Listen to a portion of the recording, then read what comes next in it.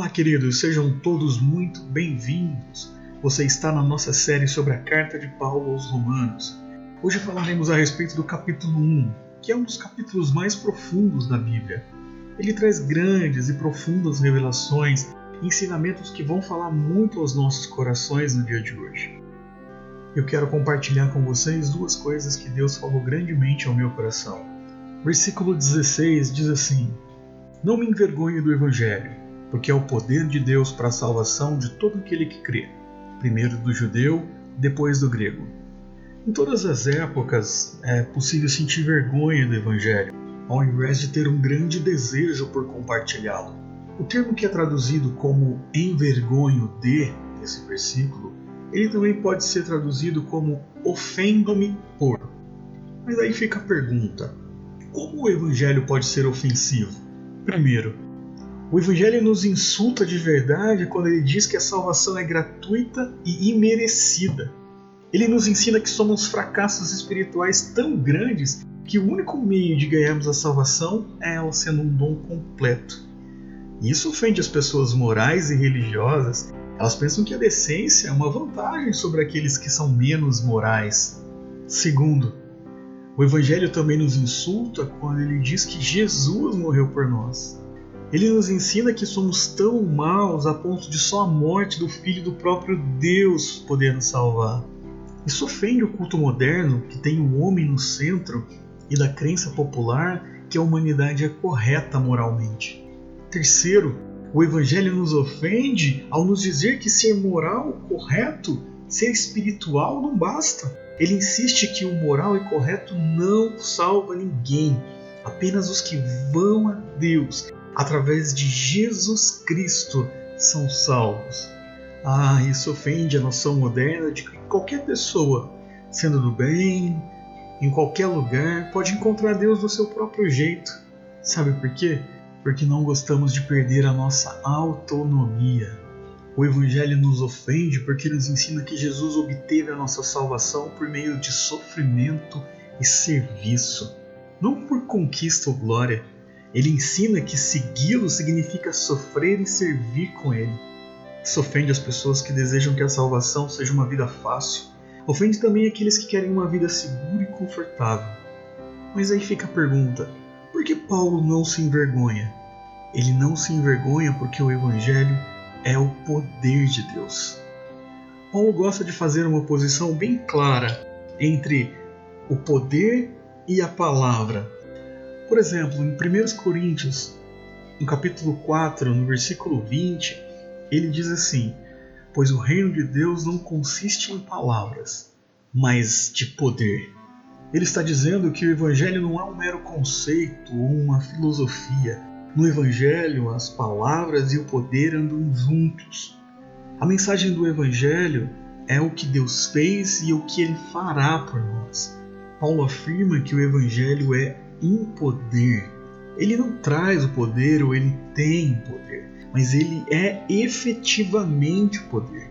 A mensagem do Evangelho é o poder de Deus na sua forma mais clara e cristalina. Ela ergue as pessoas, muda e transforma as coisas. Quando é explicada ou quando se medita sobre ela, o poder do Evangelho é liberado. Eu gosto muito da analogia que Teodoreto faz. Teodoreto foi um bispo que viveu no século V. Ele compara o Evangelho a uma pimenta. Ele diz assim: a pimenta por fora ela parece fria, mas quando uma pessoa aperta entre os dentes, ela experimenta a sensação de fogo ardente. Do mesmo modo, o Evangelho ele pode parecer a princípio uma teoria, uma filosofia interessante, mas se o tomamos a nível pessoal, descobrimos que ele está repleto de poder.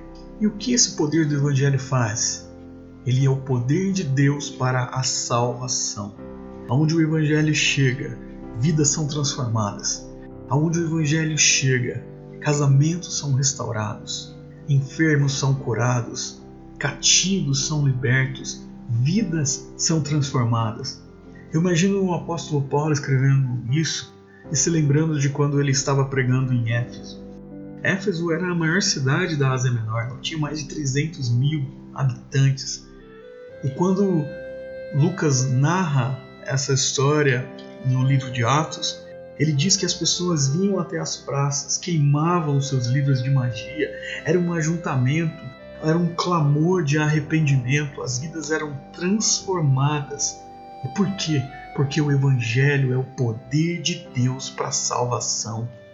O poder do Evangelho é visto em sua capacidade de transformar por completo mentes, corações, orientações de vida, nosso entendimento de tudo o que acontece, o modo como as pessoas se relacionam umas com as outras.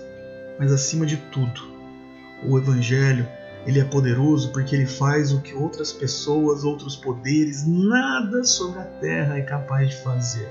Ele tem o poder de nos salvar e de nos reconciliar com Deus, além de nos garantir um lugar no reino dele para sempre. Nas palavras de Paulo, nós podemos entender que o Evangelho é ilimitado, mas é restrito ao mesmo tempo. Por quê? Ele chegou aos judeus primeiro através de Jesus, mas tem acesso a todos os gentios em todos os tempos, ou seja, ele é ilimitado. Mas por que ele é restrito?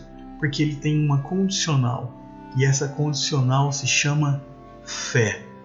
Porque o Evangelho é o poder de Deus para todo aquele que crê. Ou seja, tudo o que se requer conhecer para obter essa salvação é crer. Versículo 17.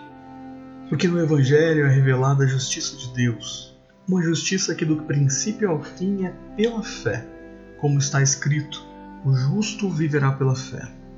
A Bíblia é muito clara em nos dizer que todos pecaram e destituídos estão da glória de Deus. Ela não diz uns pecaram mais, outros pecaram menos. Ela diz todos pecaram e destituídos estão. E uma coisa é certa, Deus não inocentará o culpado. E quem é culpado? Todos. Então o homem pode salvar-se a si mesmo? Não. O homem pode ir para o céu pelos seus próprios méritos? Não. O homem pode adotar alguma religião que tem poder de levá-lo para o céu? Claro que não. Então, se Deus é justo e santo, como o homem pode ser salvo? Como podemos entrar no céu se Deus expulsou um anjo de luz que pecou uma única vez e nós, sendo pecadores, temos milhares de pecados? Poderíamos entrar lá? Não. Mas então como Deus fez para nos salvar? Deus precisou nos justificar. Mas aí fica a pergunta, você acha justo que o justo justificasse o injusto? Não é justo, mas foi exatamente o que Jesus fez. Ele veio justificar não o justo, mas ele veio justificar a mim e você, como o injusto que somos. Jesus veio a essa terra para fazer aquilo que a gente não poderia fazer. Ele veio pagar um preço que a gente não poderia pagar. Ele foi para a cruz para pagar o preço do meu e do seu pecado. Todo o peso do pecado estava sobre o ombro dele. Naquele momento o Senhor o abandonou. Ele disse, Deus meu, por que me abandonaste? Ele foi transpassado. Por quê? Porque o salário do pecado é a morte. Mas ele pegou o escrito de dívida que era contra mim e contra você, a dívida pelo pecado, e cravou naquela cruz e bradou, está pago, está consumado, você não deve mais nada, aleluia. E por mais incrível que pareça, isso é só metade daquilo que ele fez. Se fosse só pagar o preço, se fosse só nos libertar da cadeira elétrica, se fosse só nos tirar do corredor da morte, se fosse só pagar o preço pelo pecado, seria uma obra incompleta, porque ele daria uma folha em branco para nós escrevermos os nossos próprios méritos. Mas não foi isso que ele fez. Ele nos tirou sim do corredor da morte, mas ao invés de dizer você está perdoado, ele disse você está justificado. Há uma nova vida para mim e para você. Quando ele nos salva, ele não só nos tira do inferno, mas ele nos leva até a presença do Pai. Ele não só nos salva, mas ele nos torna filhos. Ele nos torna príncipes do Rei dos Reis. Ele coloca sobre a nossa cabeça uma coroa. Ele diz, você não é mais humilhado. Você agora é filho. Você agora é filho. Venha, entra na presença do teu Senhor. Quando Deus pega a minha e a sua ficha no céu, não tem mais um carimbo escrito culpado, não tem mais. Tem um carimbo bem grande escrito justificado. Aleluia! Isso está acessível, meu irmão. Acessível a mim e a você. Eu não sei quanto a você, mas eu preciso desesperadamente desse Jesus. E o que eu preciso, o que você precisa, é crer verdadeiramente, é ter uma experiência com Ele. Eu não sei se você cresceu na igreja ou se nunca ouviu o Evangelho. Eu não sei ao menos se você é um líder. Eu não sei a sua posição. Eu sei que quando você tem um encontro com Jesus, a sua vida é transformada. Você pode ter vivido dentro da igreja, mas sem nunca ter se encontrado com Deus. Um dos maiores pregadores do século XX, John Wesley, já era missionário, tinha feito missões nos Estados Unidos, mas não era salvo. Até que um dia ele teve um encontro, uma experiência pessoal com Cristo, e a vida dele nunca mais foi a mesma. Eu quero te fazer um convite. Se você quer ter uma nova vida, se você ainda não teve uma experiência regeneradora, uma experiência transformadora com Cristo, a única coisa que você precisa é crer, é recebê-lo como seu único e suficiente Salvador e entregar a sua vida ao comando dele. Eu quero orar com você. Senhor, nós somos pecadores, carentes da Tua graça, carentes da Tua presença. Nós reconhecemos que a nossa justificação é somente através de Cristo.